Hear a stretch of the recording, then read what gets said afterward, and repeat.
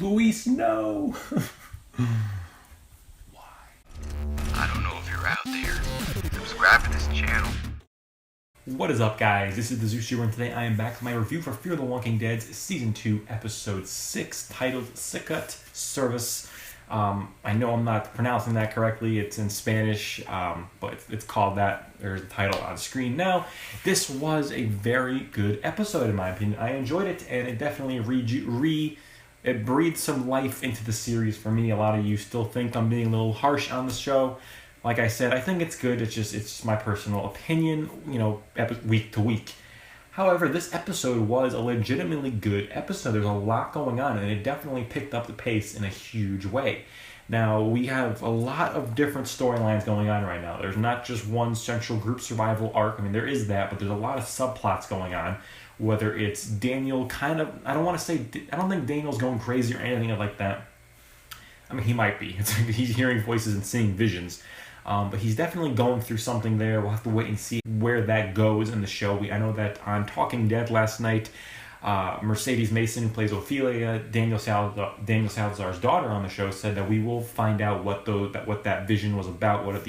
What all those voices in his head are about in episode 7, which coincidentally is called Shiva, which, as you guys know, if you've read the comics of the show, is the name of King Ezekiel's tiger. Which we will be seeing hopefully sometime in season 7, hopefully around the 4th episode of the season, which is that an Easter egg, or is that just them trolling with us? Who knows? But anyway, it looks like it's gonna be a pretty good episode. However, like I said, we have the storyline with the arc with Daniel seeing some things.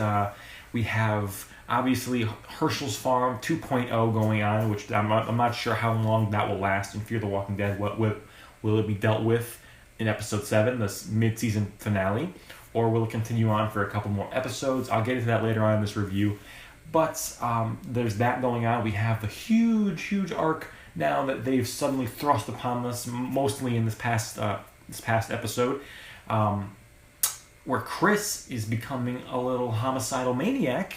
He hasn't killed anyone from our group yet, but he not only did he attempt to let Madison get eaten by that walker, or the infected, he threatened Alicia. I mean, he did. I mean, there's people out there trying to defend him, where he's like, oh, I don't want to hurt anyone, but that was him threatening her, being like, hey, I'm gonna have to hurt you if you rat me out. And he killed Jesse McCartney's character in the previous week's episode. But he said, oh, he was sick, I had to put him out. But as you guys know, he still turned. So he was alive when he shot him. So Chris lost it and shot Jesse McCartney's character, threatened Alicia, almost let Madison die, and then at the end of last night's episode, he snuck into Alicia and Madison's room and took the knife, and we don't get to see what he was going to do with it, but he was most likely going to kill / harm both of them, or just Madison, but probably both at that point.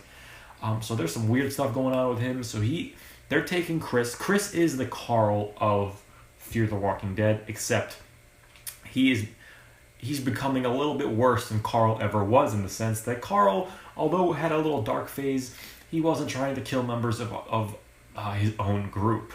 So Chris needs to be put down immediately. There's 2 surprise cast members on Talking Dead next week after the mid-season premiere. As you guys know, that doesn't really mean anything usually, but it is the mid-season finale, so we would assume someone is going to die, because that's usually how things go. And if they want to get a ratings boost and keep people entertained, and keep people with the story, they're going to need to do something big, and they are doing some big things as of late, so credit to them. But they need to kill someone, because no one from our main group, except for Chris's mom back in season 1, the finale, no one has died. We need some more people to die, more zombie action, because there hasn't been as much zombie action as I would prefer. That being said, I'm not too disappointed with the lack of zombies, because it is a character-based show, and I think we're going to see more as time goes on. We did get, obviously, the big church scene in the beginning of this episode, which was an interesting opening. I wasn't sure what was going on at that point. As soon as I knew, or I assumed it was in Mexico, I'm like, oh, okay, we're probably going to see Thomas Abigail. and he popped up, so I was able to call that.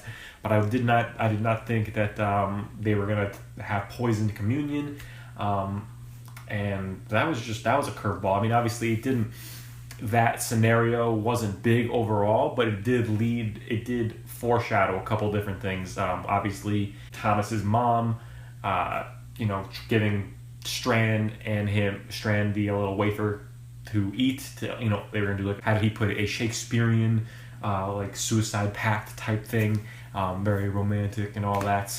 But obviously Strand, he copped out. He couldn't do it, which some people are upset about online. Like, oh, Strand, why didn't you do it? Obviously, it looks like in the preview for next week's episode, his Thomas's mom is pretty upset about it as well. But I would say that's in character for Strand to not be able to do it, because Strand's been like this. He's had a huge ego the entire time. I don't think, and we saw, although he was partners with Thomas, their whole relationship started seemingly with Strand robbing Thomas. So Strand has always been kind of a scumbag to an extent. He's more. They fleshed him out more, and I sympathize with him, but he's still kind of a seedy dude. So him choosing not to, at the last second, to not take it, it's not completely out of character for him, and I do think it would have been a waste of a character if they offed him like that. Part of me wanted to see it happen, because I'm like, wow, is the show going to have balls to do this? But I'm happy they didn't at the same time, because I feel like Strand has much more story to him. He's more arcs to come, and it's only season 2, and he's a big character, and I think it's too early for him to go. I do want to see Travis go, though. He's an interesting one to deal with, and I think even fans of Fear the Walking Dead who love the show, I think we can all agree Travis hasn't done a whole lot. And I saw some people commenting that, because I remember in my previous review I said this is Nick's story. Some people were like, no, it's Madison's story. But as much as it does focus a little around Madison, I think we get most of our scenes revolve around Nick. A lot of the heavy lifting revolves around Nick, and we opened with Nick. Like in The Walking Dead, we started with Rick, and although we do get episodes where he's not even in it at all, it is Rick's story. And I think, just me personally, how I'm viewing it, it's not a gripe about the show. I think personally Nick is the main character. He's getting the bulk of the important scenes, not Madison. I mean, there's time for her to still have those scenes. It's only season 2, only midway through season 2. But Nick was the one to discover the Walker guts. I mean, I've been through this. You guys, for those of you who agree, you know exactly what I'm talking about. For those of you who don't, that's okay. Because Madison is probably the second biggest character on the show. But I do think it is Nick's tale. So far, at least. I mean, so far. But that's just my opinion. Anyway, back on track for this episode. This episode, it explored a lot of different themes, and the major theme for this episode, I think, was dealing with not necessarily a theme, but one of the main plot points for this episode was dealing with Herschel's Farm 2.0. That's what I called it on Twitter last night. And some of you might be a little bit, disappointed, like, oh, that is reusing storylines from the main show. But I think it does fit.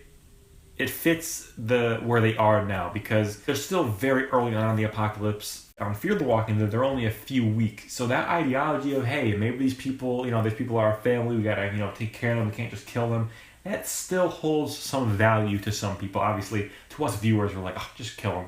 But to them, in their shoes, when zombies don't exist in their world, or the zombie lore doesn't exist, to them, they're still just sick people.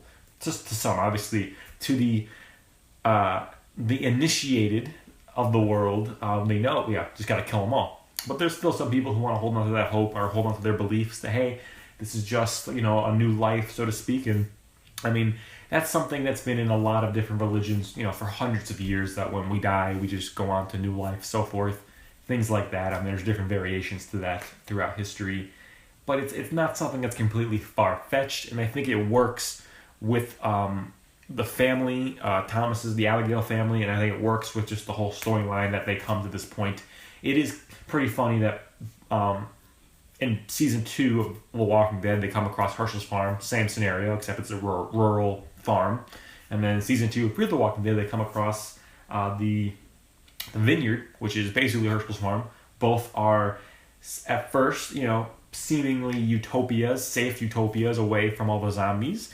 And we find out that the leader of both groups, although they seem nice at first, have a little dark secret or little hidden area full of their dead relatives and close friends. So it's pretty interesting like that. I'm not too mad that they kind of borrowed that from The Walking Dead or even from the comics. I'm not mad about it because I think it works. And it's definitely going to set up some interesting things for the mid-season finale. And it's also interesting, now that I'm doing this review, that it seems like that whole storyline is going to come to a head with them keeping the walkers. It's going to come to a head in the mid-season finale, which is next week, which it also does in the mid-season finale of season 2 of The Walking Dead. I don't know if that was done on purpose or not. I don't really care if it was, because it works for the show, and that's really all that matters at this point. I'm not going to get too much into the individual characters on who's entertaining me more, who I care about more, because you guys have all heard my thoughts on that countless times already. Like I said, there's some interesting things going on with the characters. I really want to find out what's going on with Daniel. We heard we'll find out what's going on with him next week in the mid-season finale. And it looks like some pretty interesting stuff is going on in the episode. I will be doing a promo breakdown for this promo because there's a lot of great stuff I can talk about. And after watching last night's episode, I'm definitely enjoying the show a lot more because they are taking some unique, creative risks, some choices, and I'm liking where they're going with this, and I feel like they're really making fear. Just personally, they're including a lot of things we haven't seen before. There's a lot of things we have seen, obviously, because it's a zombie show, and no matter how different you want it to be, there's always going to be some repetitive elements to it because it's a zombie television show. But for the most part, they are giving us a lot of new things, and you can tell the production value on the show. I know I said this last week, but the production value and the budget is really high because they are on location in Baja, seemingly, or at least they went to a location to film that is different from where they were, and it's not CGI. They're on location at a villa, a vineyard, which is cool because when we see that they're actually there on location, it helps us buy into the whole environment a lot more. So I'm interested to see what goes on with Chris in next week's episode, because unless something huge happens where they have to kind of push back him being the little freak that he is, then I think that's going to be in the forefront, and Madison's going to have to deal with that somehow. Hopefully he dies. I said I don't like Chris whatsoever. I need him to go. Maybe Travis will go too. Father and son, just wipe out that whole side. That'd be okay. That'd be good. I'd be okay with that. But this has been the ZeusTuber, guys. I give this episode a 4 out of 5 stars. I thoroughly enjoyed last night's episode. Sicut, Cervus. I'm saying that so wrong. But next week's episode, the mid-season finale, is titled Shiva. I'm excited. I know you guys are too. Hit that subscribe button if you have not already, and have yourselves a wonderful day. And you are it.